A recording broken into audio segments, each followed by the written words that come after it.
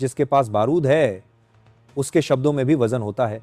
और आज भारत के पास इतना बारूद है कि अब पूरी दुनिया उसकी ताकत का वजन महसूस कर रही है। भारत के पास अब वह ताकत है जिसे देखकर पोलैंड की आर्मी तक दंग रह गई।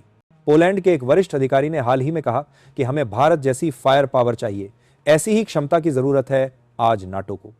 यह बयान अपने आप में बहुत कुछ कह देता है, क्योंकि नाटो जो कि दुनिया का सबसे बड़ा सैन्य संगठन है जिसमें 32 देश शामिल हैं, वह भी भारत जैसी फोर्स ओवर मैच क्षमता की चाहत रखता है।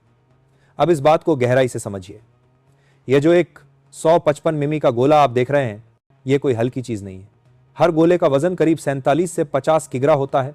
दुनिया के कई देशों में इस गोले के अंदर 6 से 10 किलोग्राम तक का विस्फोटक भरा जाता है, लेकिन भारत ने इस स्तर पर भी बाजी मार ली है।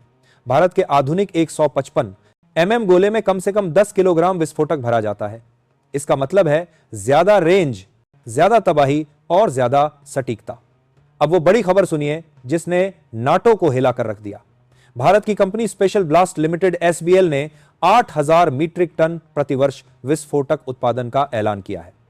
जरा गणित समझिए, 8000 मीट्रिक टन यानी कि 80 लाख किलोग्राम विस्फोटक हर साल। इतने विस्फोटक से सालाना 8,15,000 mm गोले बनाए जा सकते हैं। जी हां, सिर्फ एक कंपनी अकेले इतनी क्षमता रखती है। जरा तुलना कीजिए, यह उत्पादन क्षमता तुर्की, पोलैंड या स्पेन जैसे नाटो देशों के पूरे वार्षिक गोला बारूद उत्पादन से ज्यादा है। यही बात सुनकर पोलैंड की आर्मी के चीफ ने कहा कि हमें भारत जैसी सप्लाई चेन या उत्पादन गति चाहिए। नाटो के पास गोलियां हैं, पर गोला बारूद उत्पादन के विषय से ज्यादा गाड़ियां हैं जिसके बड़े बारूद के लिए नहीं है। रूस यूक्रेन युद्ध ने दुनिया को दिखा दिया कि असली लड़ाई मिसाइलों से नहीं बल्कि गोला बारूद से जीती जाती है। रिपोर्ट के मुताबिक रूस हर महीने 10 शून्य से ज्यादा 155 mm गोले बना रहा है, जबकि नाटो के सभी देश मिलकर सिर्फ 400 गोले प्रतिमाह बना पा रहे हैं। और यही कारण है कि पोलैंड जैसी आर्मी अब भारत की क्षमता को फोर्स ओवर मैच मान रही है। फोर्स ओवर मैच का मतलब होता है ऐसी क्षमता जो किसी भी दुश्मन को हर मोर्चे पर दबा सके। आत्मनिर्भर भारत और भविष्य की जरूरत, भारत ने यह मुकाम यूं ही हासिल नहीं किया। आज भारत के पास अपनी तोप निर्माण फैक्ट्रियां, विस्फोटक संयंत्र और आर्टिलरी उत्पादन यूनिट्स हैं।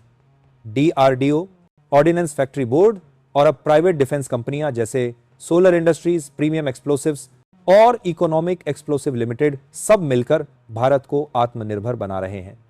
स्पेशल ब्लास्ट लिमिटेड की क्षमता तो केवल शुरुआत है। भारत को इतनी फायर पावर की जरूरत इसलिए है क्योंकि आने वाले समय में भारत की सेना में 1500 से ज्यादा नए फाइटिंग व्हीकल्स, सैकड़ों स्वदेशी तोपें और हजारों नए टैंक शामिल होंगे। इतनी बड़ी सेना को लगातार गोला बारूद की सप्लाई चाहिए और अब भारत यह खुद पूरी कर सकता है।